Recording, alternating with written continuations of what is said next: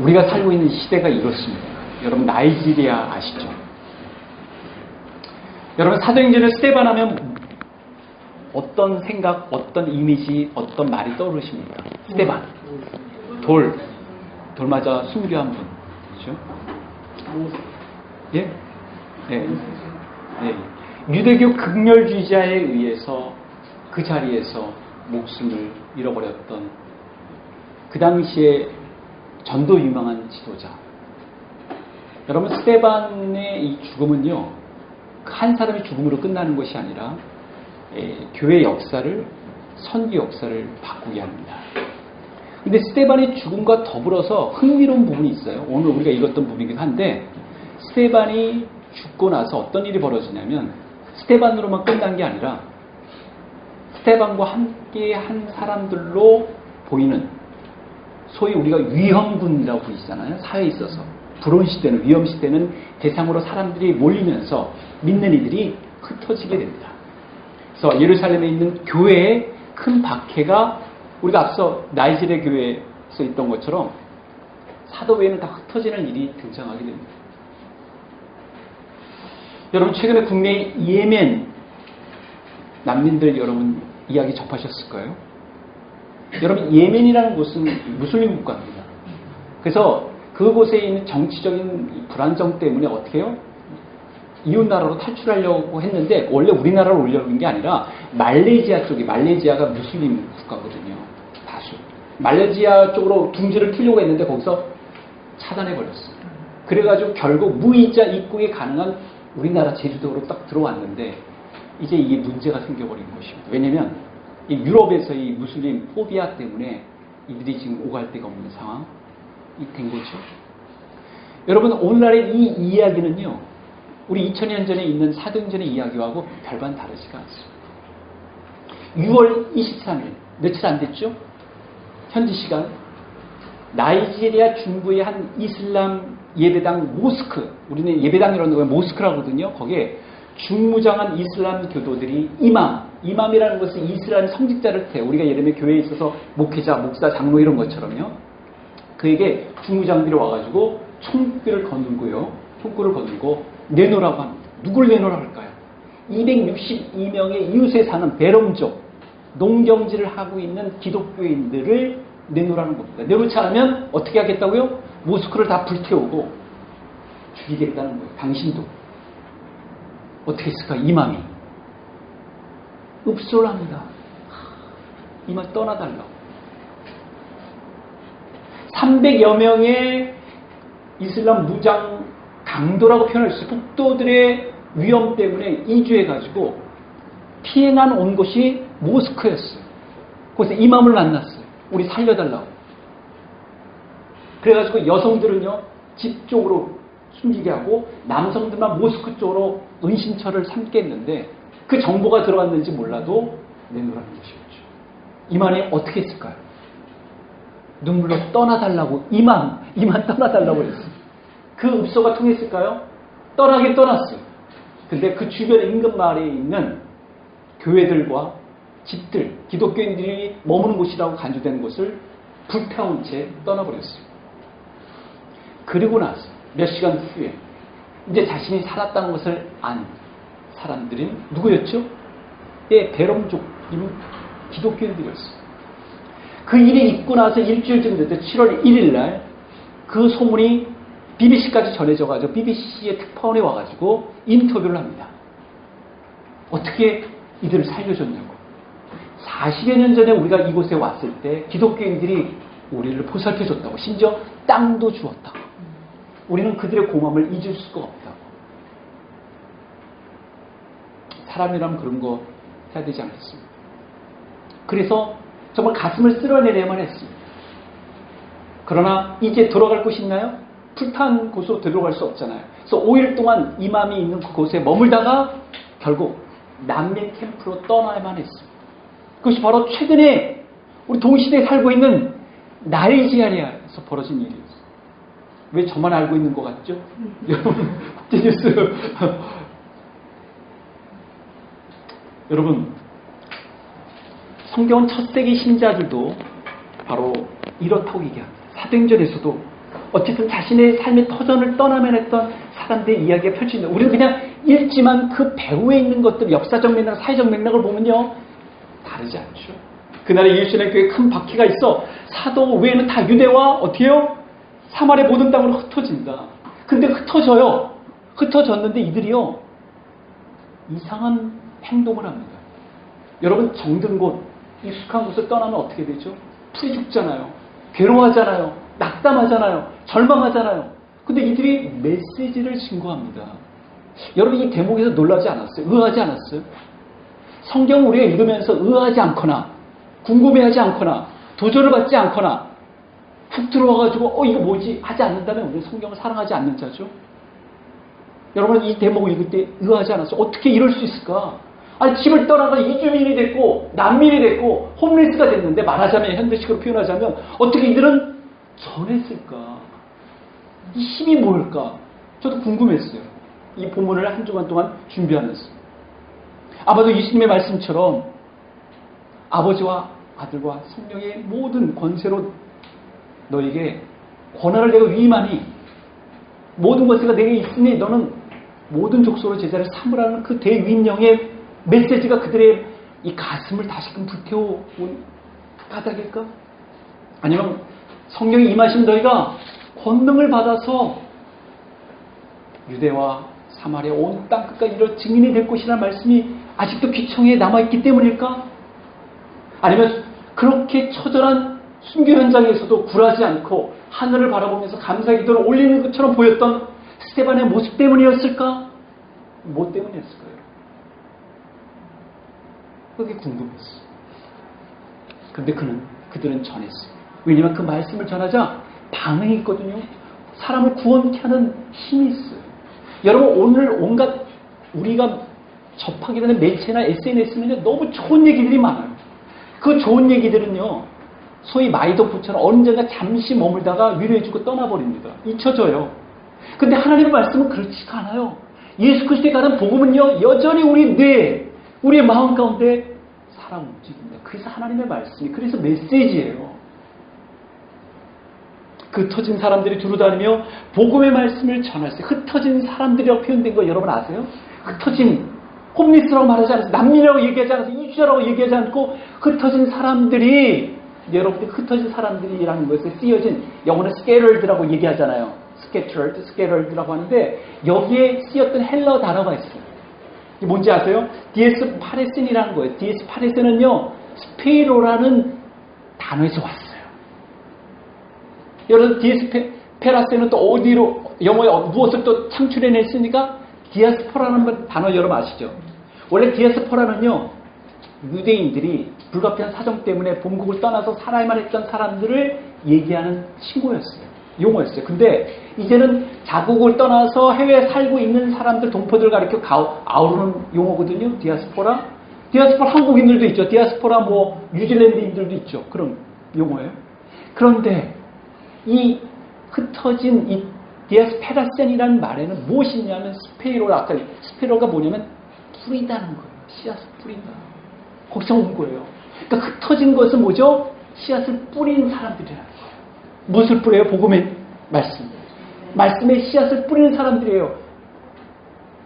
기업하는 분, 사업하는 분들은 종잣돈과 같은 것이죠.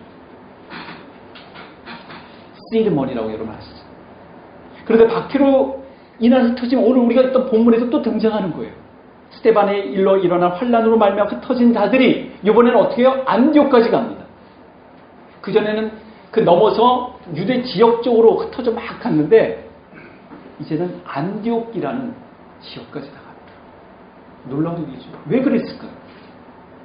여러분, 스데반이 어떤 사람이에요? 헬라파 유대인이에요. 말하자면 오늘로 치면 해외에서 살거나 해외에서 태어났거나 해외적인 경험이 많았다가 국내에 와서 사역하는 사람이었어요. 근데 그런 사람들이 본국에도 많았거든요. 그러니까 스데반과 같은 위험 인물로 그들이 평가받은 거예요. 그래서 그들이 먼저 어떻게 해요? 이주하게 됩니다. 흩어지게 돼요. 아니, 이제 고국에 와가지고 좀 정착할 쯤 됐을 때 흩어지니 얼마나 원통하게 있습니까? 그 일을 지금 묘사해주고 있습니다. 여러분, 근데 이들이 환란에 대처하는 방법이 너무 다르지 않아요? 어떻게 다릅니까? 우리 같으면 집 떠나야만 했고, 아까 말씀드린 대로, 그렇죠? 집도 다 불타오르고, 이 대롱족 기독교인들이 갈 곳은 어디입니까? 근데 이들은요, 반응을 다르게 합니다. 전하죠. 환란에도 불구하고 이 멈추지 않는 증인의 삶을 어떻게 가능했을까? 프리미어 리가에서 열심히 뛰면서도 어떨 땐 좋을 때도 있고 그렇지 못할 때도 있는 그 선수가, 이영표 선수는 때도 없이 가는 것마다 복음을 증거하는 선수로 알려지지 않습니까? 무엇이 그로 하여금 그렇게 복음을 전하지 않으면 안 될 만큼 했을까? 이게 우리가 풀어야 될 숙제가 아닐 수가 없습니다. 근데 여러분, 우리가 주목해야 될 것은 빌립이라는 사람이 등장합니다. 빌립은 누구죠? 스테반과 같은 집사 역할을 했던 지도자였어요. 근데 빌립이요, 사마리아 지역으로 갑니다. 여러분, 사마리아 지역은 여러분, 우리가 보면 거기는 열등한 사람들이 가는 곳, 야, 그쪽 동네 사람들은 야, 말 섞지 말아라고 했던 사람들이 집단적으로 거주했던 곳으로 향해요. 물론 빌립만 전했던 것은 아니겠지만 빌립이 주도적으로 전했다고 가르쳐 줍니다. 빌립이 전하니까 그곳에서 변화가 일어나는 곳이죠. 사람들이 반응을 하게 됩니다. 말씀을 들으니까 어떻게 해요? 회복이 됩니다. 그래서 너무나 놀래가지고 그 소식이 예루살렘 본교회 지도자까지 올라서 예루살렘 지도자가 베드로, 요한까지 보내요. 정말 그런지. 정말 그런 거죠. 그래서 목회적인 지원도 가. 근데 빌립이 그렇게 전하다가 또 성령께서 그에게 마음 가운데 뭘 주냐면 신호를 줍니다. 특별한 지역으로 내려가라고 얘기합니다. 예루살렘에서 가사 지역으로 내려가라고 얘기합니다. 그쪽은 광야로 이르는 길이거든요. 여러분, 광야는 위험한 곳 아닙니까? 내키지 않는 곳이에요. 조금 뭐 베들레헴이라든가 그쪽 경내로 가면 모르겠지만 왜 구체적인 지역까지 거명하면서 내려가라고 했을까? 빌립은 순종을 합니다. 거기서 누구를 만나죠? 에디오피아, 오늘날의 에디오피아는 아니지만 이스 남부 지역이라고 볼 수 있는 그곳에서의 간닥의 여왕의 국고를 책임지고 있는 고위 관리 내시를 만나게 됩니다. 내시가 요즘으로 치자면 세단 차를 딱 끌고 가고, 이 사람 뭐죠? 오토바이를 타고 이제 막 가다가 만나는 거예요. 만나다 딱 보니까, 이 사람이 차 안에서 기사를 이제, 물론 그 사람이 뭐 바로 해체는 안 하겠지만, 그 사람이 성경책을 읽고 있는 거예요. 유대교 성경. 뭐죠? 이사야서를 읽고 있어요. 왜 하필이면 이사야서였을까요, 여러분? 이 대목도 여러분 읽으시면서 좀 눈을 물어보셔야 됩니다. 이사야서는 어떤 서신입니까? 여러분, 구약에 있어서. 이 메시아를 알려주는 매우 대표적인 서신 아닙니까? 이사야서를 잘 이해하게 되면요, 예수님이 오신 배경, 오신 이유에 대해서 무엇을 어떻게 사셨고 어떻게 돌아가실지도 알게 돼요. 특별히 53장, 56장의 내용을 어떻게 해요? 이제 설명해 주죠. 누구를 통해서요? 빌립을 통해서요. 준비된 사람을 통해서 그는 이해하게 됩니다. 그가 얘기하죠. 왜 빌립을 만나야 됐는지 그 입술을 통해서 뭐라고 얘기하죠? 아니, 알려주는 사람이 없는데 내가 어떻게 믿겠느냐? 그 사람은 어떤 사람입니까? 예루살렘에 가서 예배를 드리러 가는 그 당시에 경건한 사람이었어요. 말하자면 여호와를 경외하는 자들, 이런 용어 여러분 들어보셨을까요? God-fearers. 이런 사람이었어요. 근데 때마치 빌립을 만나잖아요. 간절한 마음이 있으면 만나게 돼요. 여러분, 한 주간 동안 한번 한 달 동안 뒤돌아보십시오. 하나님께서 나라에게 빌립의 역할을 하게 하셨는지, 아니면 또 이디오피아 내시 그 관리의 역할을 허락하셔서 나로 하여금 눈을 뜨게 하고 성경의 내용에 대해서, 하나님의 뜻에 대해서, 하나님의 섭리에 대해서, 나를 향한 하나님의 계획에 대해서 하나님이 알려주신 바는 없는지 한번 여러분 계획해 보시기 바랍니다. 여러분, 우연이 아니에요. 적어도 하나님의 장중 안에 있는 성도들은요, 많은 경우, 매번이라고 말씀드릴 수는 없지만 많은 경우 하나님의 손길 안에서 우리가 머뭅니다. 만나는 것도 그렇고요, 대하는 것도 그렇습니다. 이 점을 알아야 돼요. 성령님의 인도에 예민한 사람들은 이 음성을 듣고 운행하고 순종하지만, 무뎌버린 분들은 그냥 어떻게 하다가 우연이라고 얘기를 하는 거죠. 생각하는 거죠. 그렇지가 않습니다. 그런 가운데 성경은 사울이라는 걸출한 인물이 회심하는 것을 보여주고요. 또 하나는 그것을 멀리 떨어지는 욥바라는 그 지역, 항구, 요즘으로 치면 군산이나 목포나 속초라는 그런 항구, 우리 인천이라고도 얘기할 수 있겠죠. 그곳에서 벌어진 일들을 또 얘기해 줍니다. 사건은 굉장히 드라마틱하게 이루어져요. 거기서 여제자라는, 그죠, 도르가, 다비다라고 불리는 도르가 여성이 다시 회복되는 일들도 이제 등장하는 사건들이 있습니다. 왜 성경에 그런 사건들이 등장했을까? 이유가 있는 것이죠. 왜냐하면 스데반 순교 전까지는요, 성령님의 역사가 주로 예루살렘 중심으로 이루어졌어요. 여러분 한국 사회도 그러지 않았습니까? 70년, 60년대, 70년대, 80년대까지는 한국 사회 중심적으로 이루어졌어요. 부흥과 역사가. 근데 어떻게 해요? 이제 80년대부터 눈을 뜨게 해가지고 해외 선교로 눈을 뜨게 하니까 미국 다음으로 지금 해외 선교사로 가장 많이 보내는 나라가 어디라고요? 한국입니다. 근데 여러분 이걸 아셔야 돼요. 함수관계가 있어요. 어떤 함수관계가 있어요? 미국이요, 국제정치학적으로 많은 실수와 치착과 과오를 범했습니다. 그럼에도 불구하고 지금 슈퍼 강국으로 유지되는 비결 중에 하나는요, 뭐 제 견해는 아니지만 아직도 많은 이들에게 베풀어 왔기 때문에, 그들이 있기 때문에 미국에 있어서의 그런 것들이 상쇄된다고 보는 견해가 있어요. 우리나라도 많이 실수해야 했잖아요. 근데 지금 되돌려 줄 수 있는 기회를 지금 종교인들, 특히 기독교인들이 찾아왔어요. 80년대, 90년대부터 뛰쳐나갔단 말이에요. 자기 좋은 직장을 놔두고, 좋은 직업을 놔두고, 그리고 일터를 놔두고, 목회지를 놔두고 뛰쳐나갔어요. 그러면서 어떻게 해요? 중국부터 해가지고 쫙 퍼졌습니다. 우리나라가 없는 데가 없어요. 그러니까 한국인들이 머무는 곳에서는 누구를 만나요? 한국인 선교사님을 만납니다. 그거 놀라운 일이죠. 이제 순교 이후에는 어떻게 해요? 그 역사가 사마리아 지역, 건너 이웃 지역으로 쫙 펼쳐져 나갑니다. 성의 역사가 그만큼 다급한, 하나님의 다급함을 말해주는 것이죠. 빌립이 등장하면서 그 역할을 감당합니다. 빌립만 등장하나요? 그렇지가 않죠. 흩어진 자들이 또 그 역할을 감당하게 되고, 우리가 나중에 살펴 바나바와 바울이 그 역할을 감당하게 되죠.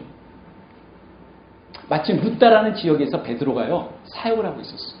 근데 베드로에게까지 요청이 들어온 거예요. 어떤 요청이 들어왔냐면, 앞서 말씀드린 이 다비다라는 이 여성이, 어떻게 돌아가는 여성이 열심히 선행과 구제에 열심히 했는데, 이 여제자예요. 여러분, 여제자라는 것을 아셔야 돼요. 기독교 안에 들어오면 무슬림과 같이 여성들을 천박하게 대우하는 게 아니라 높여줍니다. 여제자라고요. 근데 그 여성이 병에 걸립니다. 병치를 하다가 한계 상황에 이르게 돼요. 여러분, 신실한 이들도요, 병치를 할 수 있고 한계 상황에 망다할 수가 있습니다. 결국 숨을 거두게 됩니다. 이 일을 어떻게 할 것이냐? 마치 베드로가 얻지 않습니까? 베드로가 또 어떤 남성을 또 살리는, 병중에서 살리는 일을 하지 않습니까? 애니아라는 사람을요. 그러고 나서 이제 베드로는 그 요청을 받고 나갑니다.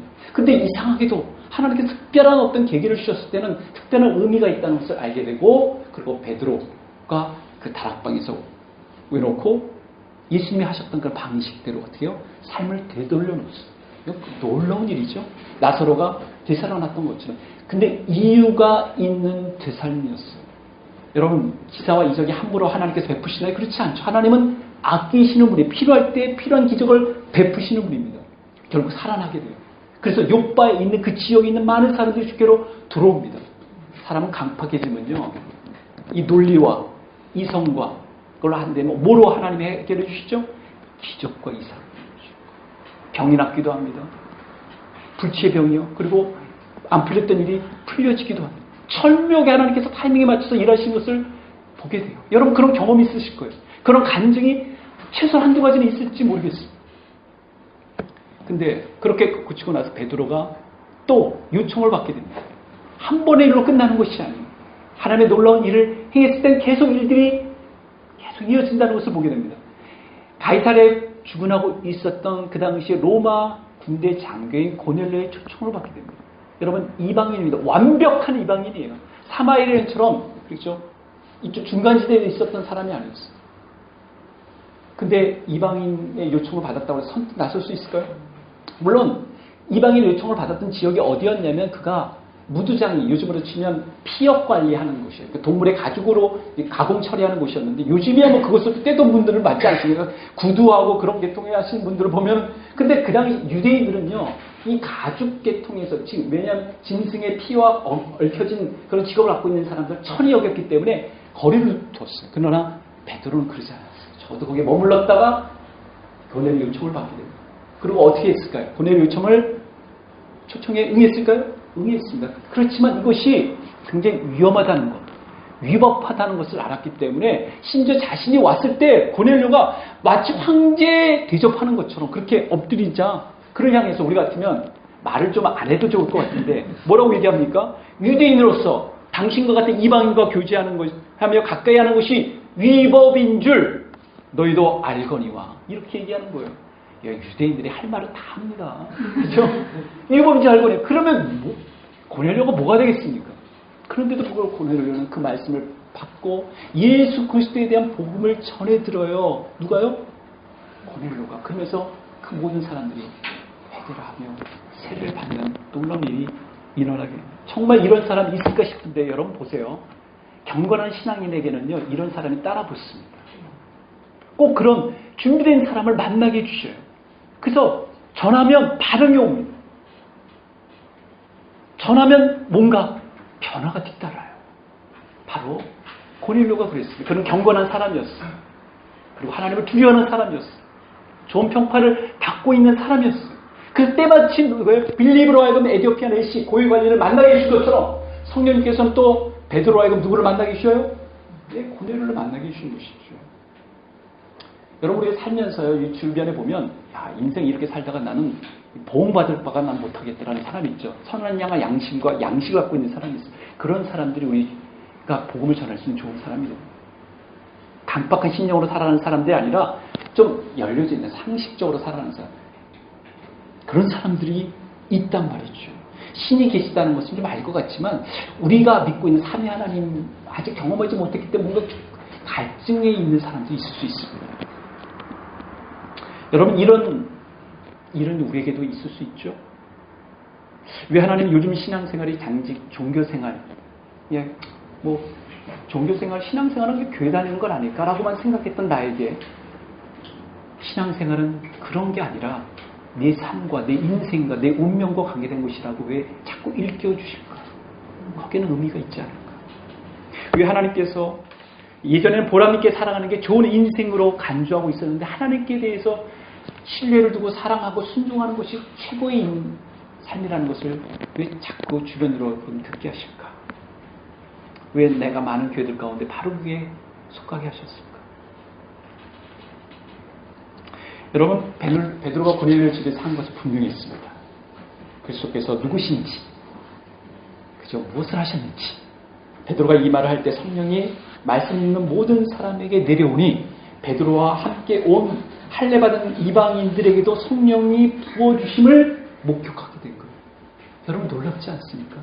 이방인들에게는 적어도 우리는 다른 이들이기 때문에 다르게 주님께서 우리를 대우하시고 처우하실 것으로 생각했는데 이제는 이방인들을 똑같이 처우하니까 한편은 뿔난 거예요. 화난 겁니다. 어떻게 하나님이 이러실 수 이건 말도 안 돼. 그래서 실제적으로 어떤 예루살렘에 있는 지도자들이 파견받은 거예요. 크로스 체킹하려고. 정말인지. 빌립이 사마리아 전도했을 때도 크로스 체킹한 것처럼 이게 정말 그렇거든요. 베드로가 얘기합니다. 뭐라고 얘기하죠? 아니 하나님이 그렇게 하시더라. 내가 말을 시작할 때 성령이 그들에게 임하시기를 우리가 처음 경험했던 것처럼 하시더라. 그게 사도행전 11장 15절의 내용입니다. 그런즉 하나님이 우리가 주 예수 그리스도를 믿을 때 주신 것 같은 선물을 그들에게도 주셨는데 그 누구에게 하나님이 하신 일을 막을 수 있겠는가? 여러분 하나님이 하신 일을 누가 막을 수 있겠습니까? 막으면 위험하시죠. 여러분 하나님이 나에게 은혜를 주실 때 막지 마세요. 나에게 이렇게 콧등이 찡해지지? 그냥 반응하세요. 왜 이렇게 나에게 확신을 주시지? 그 확신을 붙드세요. 이 진술은 이제 예루살렘에 있는 지도자들, 회중들의 이 교회관, 선교관을 신앙을 확 획기적으로 변화시킵니다. 하나님이 행하신 일은 인간이 거부할 수도 없고 거부해서도 안 되는구나. 그래서 이내 베드로의 그 진술을 수용합니다. 그들이 이 말을 듣고 잠잠해 하나님께 영광을 돌려 이르되 그러면 하나님께서 이방인에게도 생명 얻는 회개를 주셨다. 그러고 나서 그때가 등장. 여러분들 이 성경에 이 시간 부사와 관련된 거 나오면요 눈을 또들하게 봐요. 그때가 뭡니까? 스데반의 순교하는 일로 말미암아 이주자들이 생겨버리는 거예요. 정드곳을 떠나야만 했던 이들이 생기는 거예요. 종교적 이유 때문에. 여러분 정치적인 이유 때문에 떠났던 이들은 있었을 거예요. 그죠? 남유다라든가 북이스라엘 같은 경우는 아수르라든가 바벨론 침공 때문에. 그러나 이제는 다른 종교적 이유 때문에 떠나만 했던 신경 우리가 이해할 수 있을까요? 근데 또 어떻게 합니까? 이들이 또 전해요. 놀라운 사실. 급으로 베니게 안디오게까지 이르러 복음을 전합니다. 구브로 섬과 북아프리카 구레네 출신의 디아스포라 유대인 신앙인들이요. 어떻게 해요? 자신들이 헬라어를 구사할 수 있거든요. 요즘은 국제 용어는 뭐 불어라든가 아니면 다른 언어를 뭐 독일어라든가 영어로 구사할 수 있기 때문에 그 나라의 사람들이 요즘은 그리스 사람들에게 전합니다. 그 말로 전해요. 그러니까 어떻게 해요? 반응이 있다는 거예요. 어떻게 성경은 예를 줍니까? 헬라인들에게도 말하여 주 예수를 어떻게 해요? 전파하니. 뭐예요? 주 예수를 전파하니 주의 손이 그들과 함께 하시며. 여러분, 주의 손이 함께 하신다는 것은 굉장히 이사야서에 나타나는 표현이에요. 하나님의 능력이 특별하게 역사한다는 표현이에요. 주의 손이 그들과 함께. 여러분, 우리가 이런 마음, 간절한 마음, 하나님 저희 삶 가운데, 제 일상 가운데 함께 없어서 주의 손이 나와 함께 없어서 그런 갈망 같지 않습니까? 저만 가는 그렇잖아요. 그럴 때 주의 능력이 나타나 얼마나 좋습니까? 그렇죠? 예전에 제가 말씀드린 침을 딱 꽂았는데 이렇게 펴지면 얼마나 놀랍겠어요. 마음이 확 열어지면 얼마나 좋겠어요. 근데 여러분, 왜 이 대목에서 주의 손이 그들과 함께 했다고 기술되어 있냐는 거예요. 흩어진 사람들이 전했을 때, 동료 유대인에게 전했을 때는 안 나타나 있다가 헬라인에게 전하니 주의 손이 비로소 그들과 함께 했다는 거예요. 이거는 굉장히 중요한 포인트가 여러분 있는 거예요. 뭐죠? 성령님의 역사에 그들이 알아차렸다는 거예요. 성령님이 물꼬를 트고시는 걸 그들이 합류했다는 것입니다. 여러분, 하나님의 역사를, 하나님의 역동적인 역사를 체험하는 길은 하나님이 하신 일에 내가 승차하면 돼요. 무임승차하면 되는 것입니다. 하나님이 하신 일에 같이 쪼개나면 돼요. 근데 뒷북치는 사람들이 있어요. 벌써 1년이 지났는데, 2년이 지났는데, 그때는 이미 성령님께서 또 다른 쪽으로 가고 있는데, 그때 왜 여기 역사하셨는데? 왜 이때 하셨는데? 아니죠. 그때 성령님이 하시는 일에 내가 마음을 열고 함께하는 게 중요해요. 여러분, 오늘날 어떤 일들이 우리의 삶 가운데 찾아옵니까? 하나님의 능력을 끌어당깁니까? 내가 속한 가정이나 교회에서는 어떤 것이 하나님의 능력을 가져오는 것일까요? 빌립이 에티오피아 내시 고국 관리를 만나서 성경을 진술했을 때, 알려줬을 때, 여러분, 그러니까 전도자는 성경의 해박한 지식을 갖고 있을 필요가 있어요. 그런 자들이 전도자가 되는 거 아닙니까? 그리고 베드로가 만나서는 안 될 사람들로 비춰지는 그 사람을 만났을 때 세례도 받고 성령이 임하신 것을 경험하게 되는 것이죠. 여러분, 이런 경험은 사병전은 그날 그 시대의 역사만일까요? 그렇지가 않습니다. 오늘날에도 우리 가운데서 이루어질 수 있는 놀라운 일들입니다. 여러분 가운데서도 이루어질 수 있는 일이에요. 그러니까 우리가 신앙생활 하다가 한번 이런 경험을 좀 해봐야 돼요. 그래야 성령께서 나와 함께 하시는 거, 나와 동행하는 친구나 주의 소리 나와도 함께 하시는 것을 알고서 아멘하는데, 저에게는 어떻게 그런 사람들에게만 해당돼. 이거 하시면 안 돼요. 여러분, 그런 마음을 가지고 하나님, 정말 주의 손이 나와 나의 삶 가운데서 제가 부족하지만 이번에 러시아 갔을 때 그때 함께 하시는 거 너무너무 감격스럽더라고요. 제가 정말 찬양을 못했어요. 눈물이 계속 나가지고. 옆에 있는 안목사가 같이 서로 사랑하고 하는 건데 못했어요. 저 옆에 있는. 하나님이 함께 하시더라고요. 하나님이 행하시더라고요. 여러분, 물론 고넬료라든가 빌립은 다 다가섰습니다. 근데요, 사도행 11장에 보면요, 어떻게 해요? 먼저 그들이 나가선다는 것을 더 구체적으로 보여줘요. 만남도 있지만 그들 먼저 다가선. 그때 주 예수를 전파. 여러분, 이때 또 주라는 게 중요해요. 여러분, 왜 주 예수를 전파했겠어요? 이제 나의 삶에는 다른 분이 나의 메스터가 아니에요. 누가요? 예수님이 메스터라는 거예요. 여러분, 주라는 큐리오스는요, 그리스 사람들은 그 얘기를 들으면 딱 알아요. 주 예수 하면 이 사람들은 예수님을 삶의 구세주와 주로, 메스터로 인정하는 사는구나. 그분이 주지하는 삶을 인정하는구나. 왜냐하면 그 당시에는 황제만을 향해서 주라는 표현을 썼기 때문에 그래요. 황제가 뭐예요? 황제가 모든 것을 다 해준다. 우리 생사 여탈 것까지 주도하고 있다는 것을 아는 표현이었어요. 현대식으로 표현하자면 여러분 뭡니까? 오늘날의 사람들이 주는 뭐예요? 술주자가 아니라 쾌락이죠. 물질이죠. 솔직히 얘기하면 평판이죠. 내 성취죠. 이게 주예요. 그리스도인들은 감염이 안 됐나요? 저는 많이 감염됐다고 생각해요. 그러나 초대교회 신자들은 감염이 안 됐어. 주님은 바로 그분만이다. 그리고 다른 것도 다 상대화시켜버립니다. 그 힘이 있어서 주 예수를 전파하니 사람은 자신이 이것이 확신하고 이대로 살아가는 것이 분명할 때 전할 때 힘이 나타나는 것이죠. 그런 것 같기도 하고 제가 볼 때는 주님을 믿으면 방황 없더라고요. 돈도 좀 생기던데요. 좋은 사람도 만날 수 있고 그렇죠. 이제 K7을 뽑을 수도 있어요. 걱정하지 마세요. 예수님 믿으면. 그러나요? 복음이 그런 거예요? 겨우 그 정도입니까? 겨우 그 정도예요? 우리 지난번에 안병희 선교사님 간증 들었잖아요. 오면 하나님은 단위가 달라지더라고요. 하나님이 하신 역사는 우리의 사고를 뛰어넘었어요. 사랑하는 성도 여러분, 수많은 사람들이 믿고 주께로 돌아오더라고요. 사도행 11장 20절에 나옵니다. 그러니까 분명한 것은요, 그들이 돌이켰어요. 회개했어요. 여러분, 돌이킨 것 다시 오는 것은요, 힘들지만 꼭 필요한 일입니다. 그러니까 신앙생활하면서 내가 정말 주님께로 본격적으로 되돌아왔을 때 비로소 하나님이 역사하시지, 대충 발만 딱 걸치고 있으면요, 하나님이 못하시 하시고 싶으셔도 하나님은 거룩하신 분이기 때문에 죄와 같이 거류할 수 없거든요. 불순종과 같이 거류할 수 없습니다. 그러니까 온전한 순종을 주님께서 원하시는 거예요. 여러분 한번 온전하게 바라보세요. 주님만을. 그러면 길이 열려집니다. 주님께서 역사하십니다. 근데 이 일이 발생하고 예루살렘 교회는 크로스 체킹을 하잖아요. 그래서 예루살렘 교회 지도부가 어떻게 해요? 구브로 출신의 또 헬라파 경험이 있던 사람을 누구를 바나바를 보냅니다. 그래서 바나바가 직접 보니까 너무 놀랐거든요. 그래서 바나바가 열심히 전도를 합니다. 헬라어를 구사하면서 복음을 증거합니다. 반응 있는 것이죠. 그러니까 이 일이 커지니까 안 되겠다 싶어서 어떻게 해요? 나 혼자 할 수 없다. 그래서 어떻게 해요? 바울을 찾아갑니다. 다소 출신의 사울, 바울을 찾아갑니다. 여러분, 이런 만남이 있어요. 여러분 만남. 여러분 바로교에서 지금 청년부 생활을 지금 여러분들 하실 거예요. 여러분 이 만남이 여러분 평생 갈 수 있어요. 평생 갈 수가 있어요. 20대, 30대, 40대, 50대, 60대, 나중에 장례식 때도. 바로교회 청년 누굽니까? 바로교회 청년부 출신인데 계속 우리 이런 만남을 주시죠. 그래서 새로운 공동체를 만듭니다.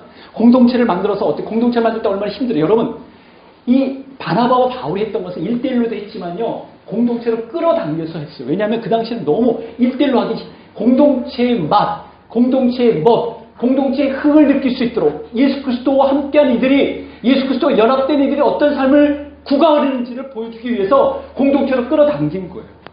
그러니까 새가족들은요. 여기 먼저 온 분들을 보면서 배웁니다. 신앙생활을 어떻게 하는지를 알게 돼요.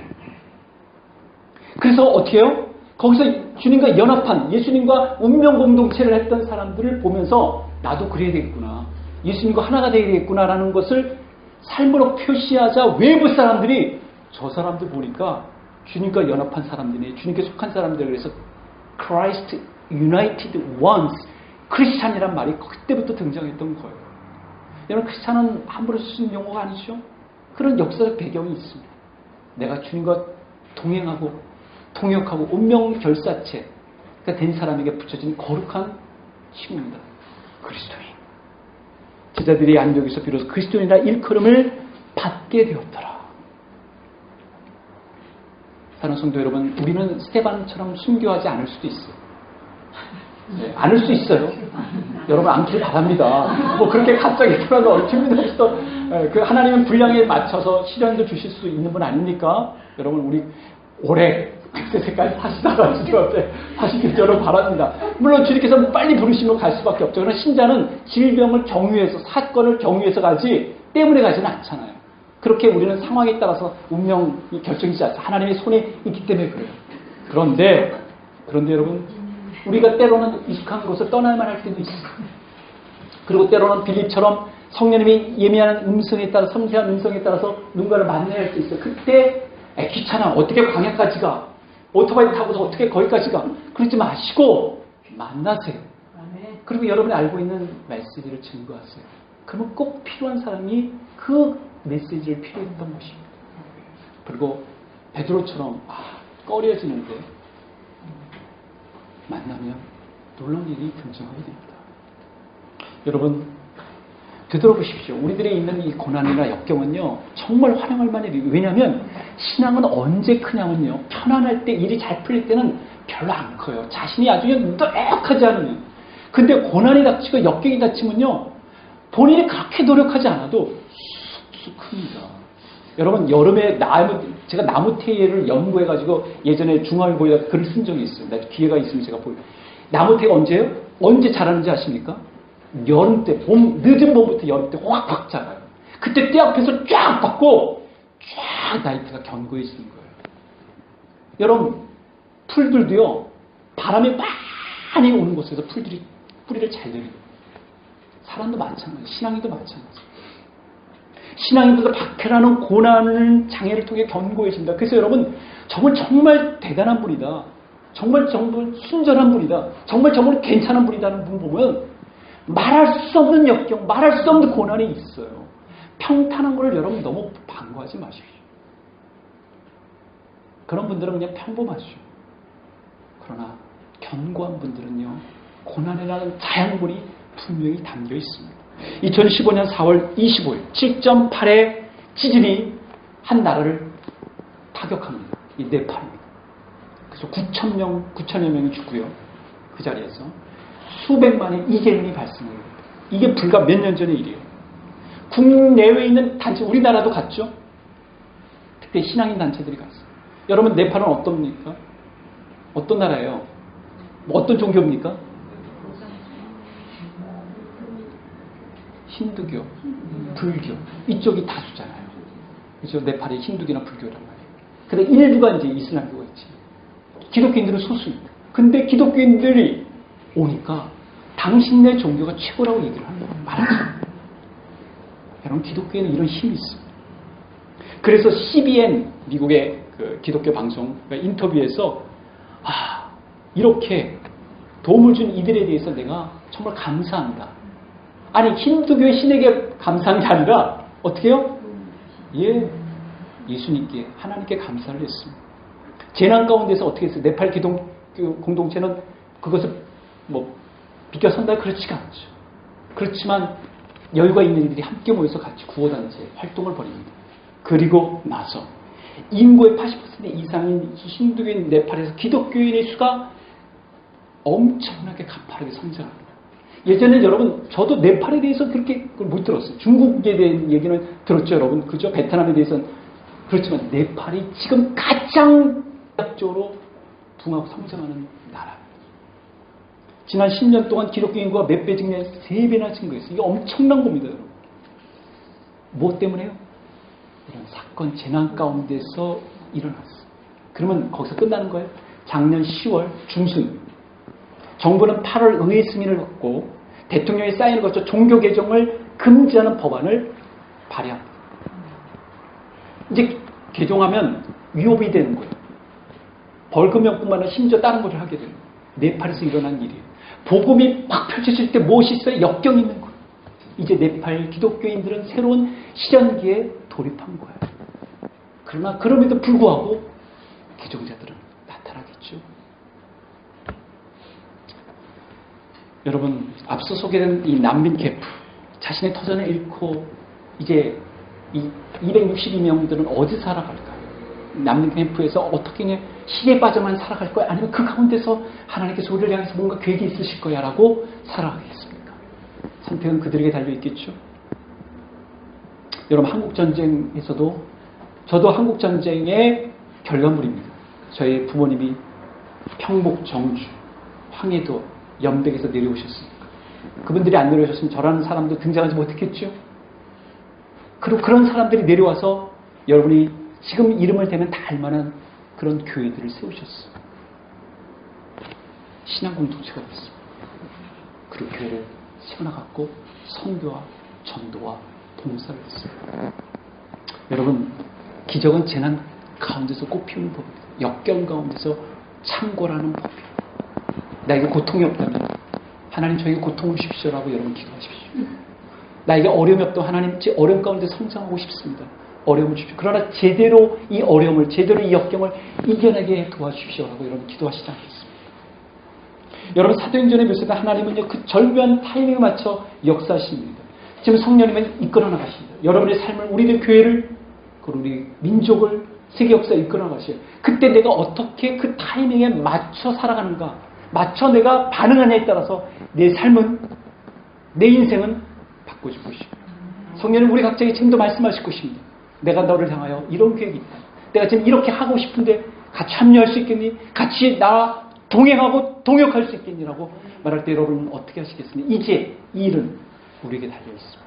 성령님은 지금도 일하시고 계시기 때문에 기도하시기